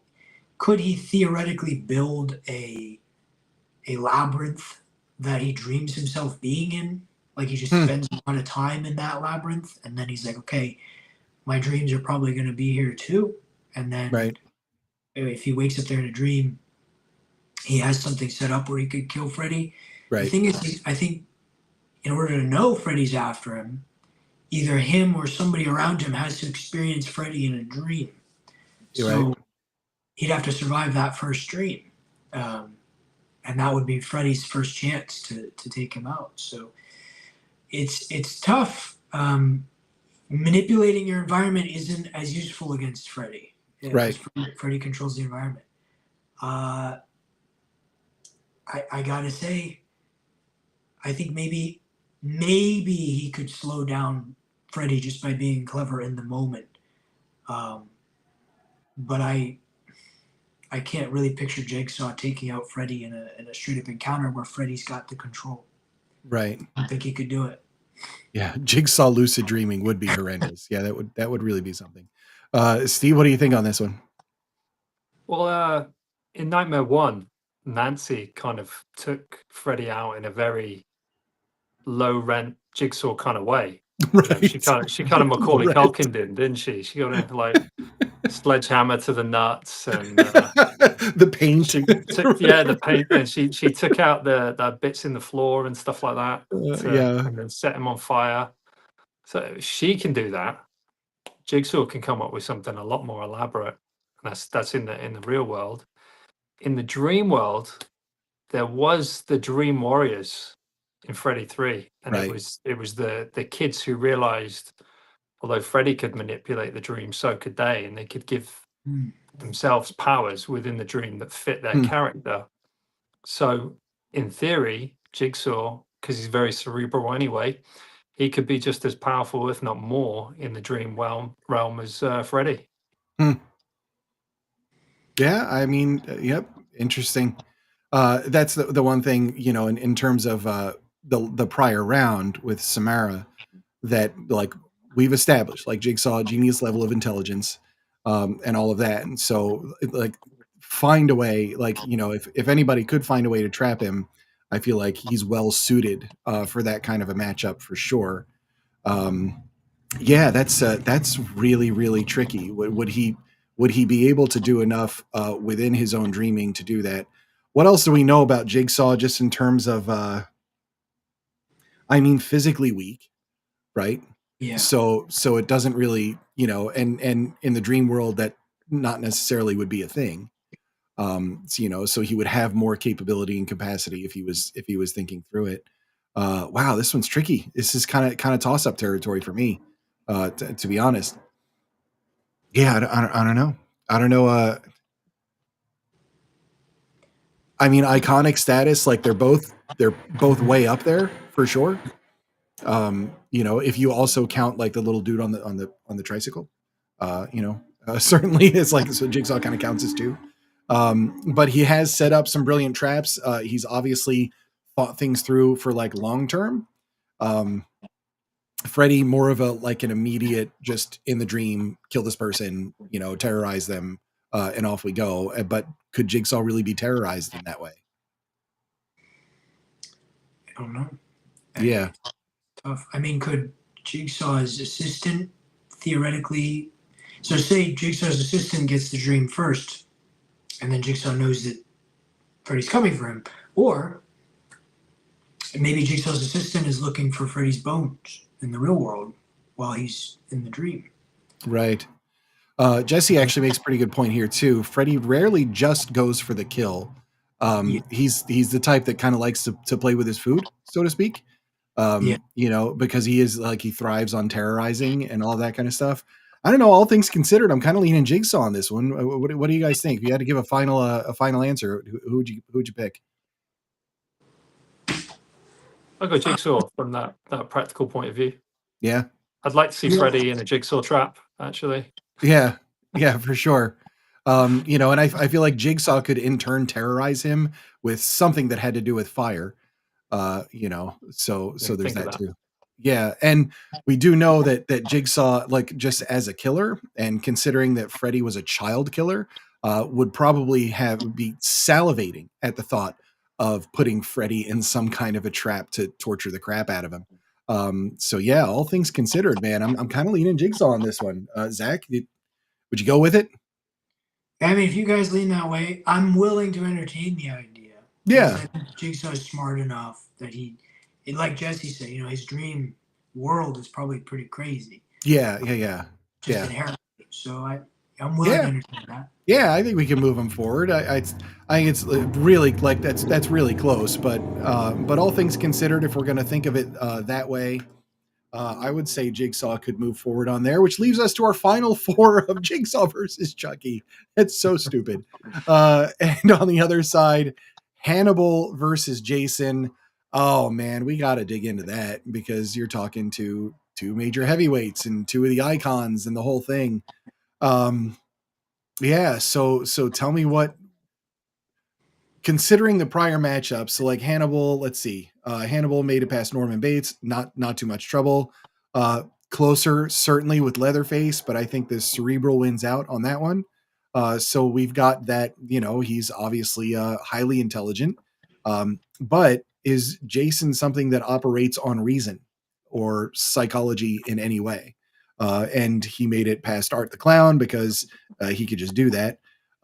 Versus Pinhead, again, it's just that sort of unstoppable force, and having to play on his own grounds. So if Jason was coming after Hannibal, how do you think this one would work out? Zach, what do you think? Yeah, if Jason's going after Hannibal, he's got more of an edge. Yeah. Right? Because we established already that Hannibal can really figure somebody out without meeting Right. them. So if Hannibal is coming to the camp to look for Jason, then it's a little more, not necessarily he would win, but it's a little more in his favor, just because he get a chance to understand Jason and try to figure out a way to evade him. I just don't think he could kill him. Right. I don't know. Whatever Hannibal does, this is something that is supernatural. That is, you can't just outsmart him. You have to actually figure out a way to kill him. Right. It's physical. Yeah. Right. So Hannibal could evade him for some time, probably, but Jason's just got to get his hands on him once, and then it's over. There's no version of that conflict, I think, where Hannibal kills him. He's not going to talk his way out of it. Yeah, you're not gonna. Jason's not much of a conversationalist, if we're being real here. No, less so than Leatherface, I would say. Yeah, I'd buy that Leatherface because he's a little bit more effeminate. I believe that he could be manipulated to some extent. I don't think Jason gives a crap about what you say to him. But it's arguable if he even understands you. Right. Yeah. So I don't. Hannibal's clever. I don't think Hannibal being clever helps him out of this one. Exactly. Yeah. I would agree with that. What do you think, Steve? Yeah, I don't see any way Hannibal makes it. Yeah, really I can't see the win. Nah, I mean he might try something. There was that one where the girl kind of dressed up like Jason's mum and like told him off, and that confused him for a bit. That would be quite funny to see. But I don't know if he'd fall for it. I don't know how good his eyesight is. Yeah. So yeah, I think that's Hannibal's only chance at getting at him is getting at him through his mum. Right. He's not gonna fall for that. I don't think. I think Norman Bates would have had a better chance at it than Hannibal would. Let's just say that. Yeah. You think the Juggernaut takes it, huh? Yeah, absolutely. Yeah, I think so too. I think even though it's like, obviously we're pitting the supernatural thing against, but considering that Hannibal would have a supernatural level of intelligence, I just don't think it helps. I think just that relentless nature of Jason would have him move forward. So we have our first finalist. Where is he? Jason going into the champions battle against Steve, start me out on this one. You convinced me that Chucky could beat a xenomorph. What do we got here? Yeah, I can't see him beating Jigsaw. No. I have a hard time with it. Nah, Jigsaw's too smart for that. And Chucky's got to get to Jigsaw, hasn't he? He's got to get to him. And Jigsaw's smart enough to booby trap all his own place, as we saw in the other films. Like, people die just trying to get to him. Right. And that's exactly what would happen to Chucky. He would just walk into a trap. There's no story where Jigsaw would be looking for Chucky. He wouldn't even know Chucky existed. Right. But Chucky would be coming after him, and he would have to get through Jigsaw's lair, and there would be something that would stop him on the way. I mean, like a large rat trap would probably just do it. Exactly, yeah. If we're being real about it. A locked door where the handle's a bit too high. It's just like, damn it. What do you think, Zach? Yeah, I think the best way I could see this in terms of how entertaining it would be Jigsaw sets up, he hears about the Chucky murders.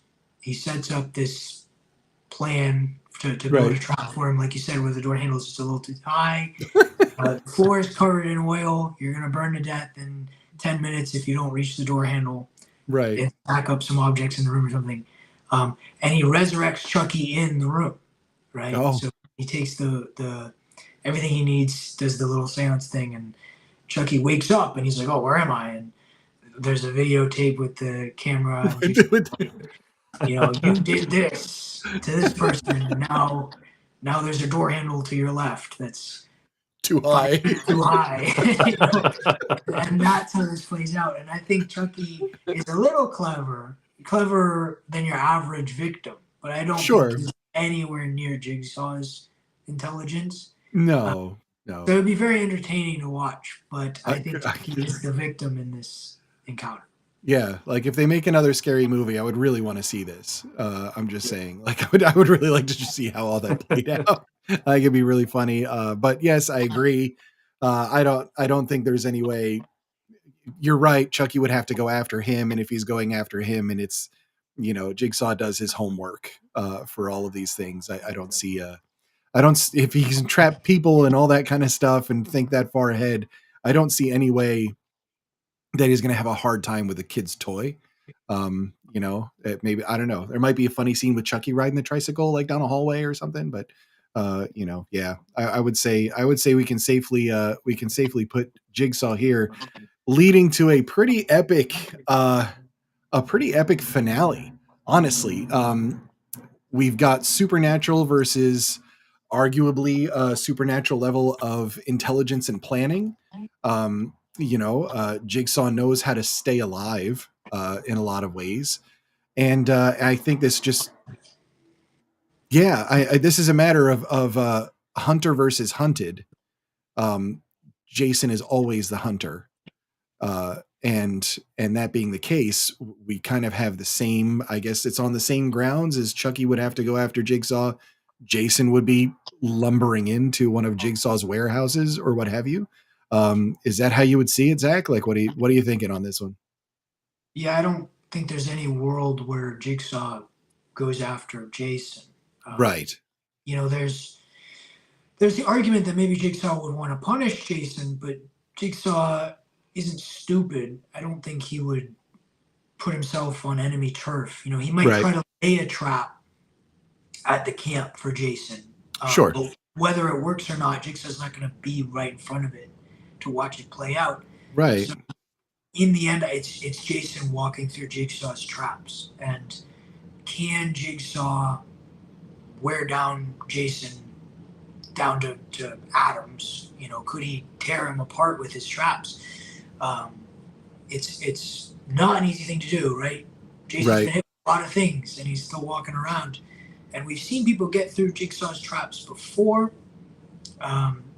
You know, you don't have to be an indestructible behemoth to get through one of Jigsaw's rooms. Right. So could Jason just lumber through it? It's tough. You know, Jigsaw, I don't know that Jigsaw would underestimate Jason. Right. He would do his homework, like you said. He would research, figure out how impervious this guy is. But could he concoct something that would take Jason out of commission? Right. I don't know that that's possible. Yeah, I don't know if you can like knock Jason out to like fit his head with something that would like rip his head off or whatever. Like, I'm not really sure if that could even be a thing. And even then, he'd come back. So how many traps are you going to lay for him until you run out of ideas? You know, maybe it takes the rest of Jigsaw's life fending this guy off, setting traps for him to make sure he never gets to you. Right. But eventually you die of old age and Jason's still alive. Right. So even if it takes the rest of his life, eventually Jason outlives him. So I got to give it to Jason. Sure. Yeah, I can understand that. Steve, what do you think? Yeah, I see it that way as well. Jason's going to go through every trap anyway. He's going to bust through like a juggernaut. There'll probably be something eventually that stops him, neutralizes him for a while. But Jigsaw's going to have to be like Wile E. Coyote. He's going to have to be working fast, setting up traps. That's all he's going to do flat out. He's just going to be setting up traps 24/7. Right. And eventually Jason's going to get to him. No matter what you do to him, he's gonna come back. You know, he's been blown apart and sent to hell, and he always comes back. So eventually he just gets through. The only thing I could possibly see is if Jigsaw concocted something where it's like where Jason is essentially pinned down, immobilized, covered in concrete, you know, like kind of like what they did with Chernobyl. You know, just like, we're just going to leave it there for few thousand years, you know, Yeah. but still, it's not like he's not going to be dead in there because he's supernatural. You know, if we take the immortality thing out of it, okay, like, you know, assume he can be defeated at some point. He has been, and he has come back. So, and I think Jigsaw the cancer would take him faster than, you know, than just waiting for Jason to just not exist anymore. Like, I don't even know. And it's not like he could have a trap where he just launches him into space. He's already been there. Yeah, he's come back. Yeah. Jason's more of an astronaut than Katy Perry, if really. So we have that. So yeah, I think you know, I think you guys are spot on, and I think we have a winner, and it's one of our top 4, and certainly one of our iconic horror juggernauts, Jason in the top spot. So brilliantly done, both of you. This has been a blast, just going through some of these and revisiting some of these franchises and characters and everything else. Is there a matchup here that didn't take place that you would love to see? I'm kind of curious. Like, I mentioned earlier the Jigsaw versus Pinhead one, right? Right. But I'm pretty sure Jigsaw figures that out. Yeah. Figures out the puzzle box. That would have been interesting to pick apart, but Right. I think we know the result. I think Jigsaw would probably put the box in a room and have somebody else you have to figure out the box to get out of the room, like, you know, or something like that. Like, yeah. Steve, what about you? Anything that you would want to see in here that we didn't cover? Like visually on screen, I would love to see like a Pennywise versus Freddy. You know, these like shape-shifting freaks going after each other and trying to attack each other in all these different crazy ways. I think that would be fun. Right. Let's see. Need to do one of these as a creature feature. Oh, so like, all right. So the xenomorph again making an appearance, but against some other. Yeah, I mean, I'd be down for that for sure. Absolutely. And hey, if you want in, my friend, just let me know. So I'll shoot you a DM. We'll talk about that one. That sounds fun. Yeah, I think this kind of worked out exactly the way. Pretty much the way I would have pegged it.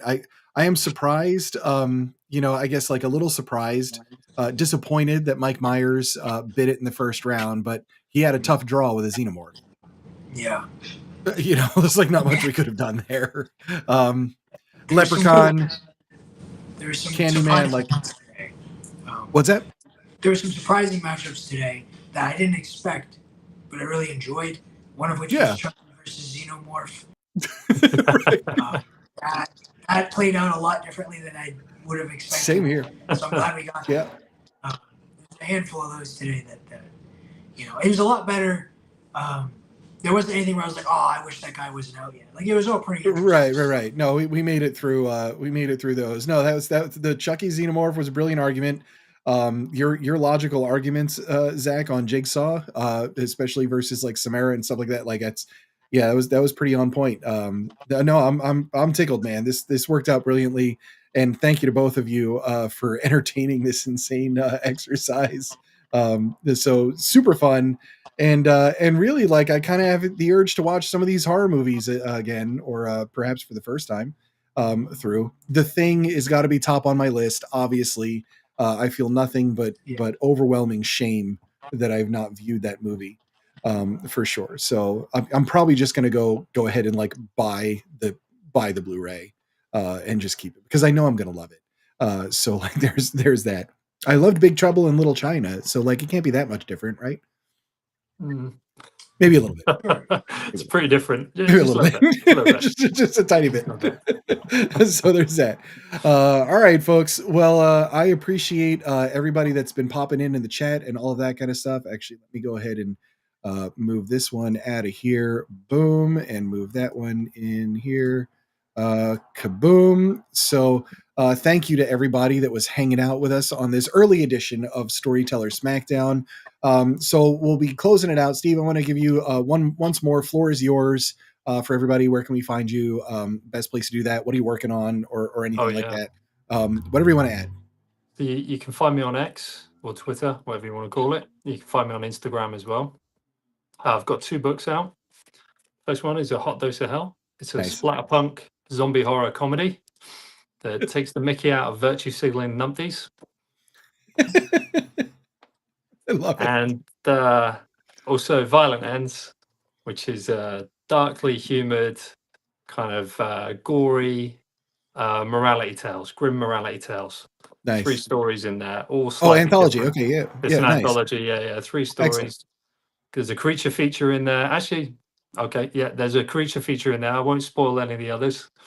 They're all slightly different flavors, but they all go together nicely as a theme. So definitely Excellent. check that out. They're available pretty much anywhere that books are sold. I see all these different sites that they're available. So, Right. but Amazon's probably the easiest place to get them. Yep, for sure. No, really appreciate it. And your main socials, Twitter and Instagram for you? That's right. Yep. Okay. Excellent. Yep. And Zach, go for it. Yep. So, like I said, start of the video, my brother and I, we write together. We've got our zombie apocalypse series. First book I just grabbed from back there is Three Rivers Plague. Nice. Right there. Zombie apocalypse in Pittsburgh in the 1980s. Our characters are a rock and roll band. So similar to Return of the Living Dead, right? It's got that same kind of vibe, rock and roll zombies.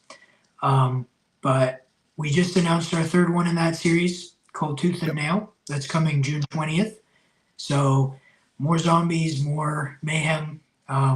If you love horror, if you love undead, cryptids, and creature features, right? We've got all that going on in our books. So Awesome. Definitely check that stuff out. You can find me on Twitter at Zach Forbesbro. You can find me on Instagram at Prozac Daily, ProZACH Daily. And then I have a YouTube account, Zach Forbes Author. I need to get back to posting there. I don't post there enough. Maybe I'll make a video about Thunderbolts or something. I don't know. I like subjecting myself to bad movies. So, yeah, just check out the socials, check out my books, and hopefully I'll be on another one of these sometime. Awesome. Soon. Absolutely love it. And yeah, I'm going to have you on. We're looking at like a June where you and I can do a one-on-one, just, right around the release of the next book and all that kind of stuff. So I got to talk to you about like the dates and all that kind of stuff. We'll figure it all out. But thanks, man. I really appreciate it. Love seeing you again on here. Steve, was great. Seeing you and getting to meet you and talk through some of these and be swayed by an epic Chucky versus Xenomorph argument. I'm going to be thinking about that one for a long time. I'm going to go to sleep tonight. Just like, how would that work? So that's all fantastic. And once again, everybody in the chat, thank you guys so much for hanging out with us all, and hope to see you soon on another one. I don't have a Storyteller Smackdown coming for another few weeks because I've got a birthday weekend that I'm traveling on where I normally would have it. So I will have another one later in the month and all that. But we've got some other Mirthquake episodes coming up, and even I'll be on one. And Jesse's going to take over. He's going to take the host seat, and he will be interviewing me the day before my birthday and the day before my next book release on the 14th. So that'll be fun too. So as always, follow these guys if you haven't on all the things. Subscribe to the Mirthquake channel and all that kind of stuff. If you haven't, though, most everybody just watches on X anyway, which is fine with me because that's super fun.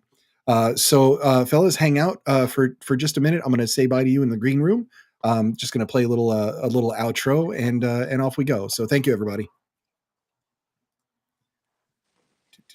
Here we go.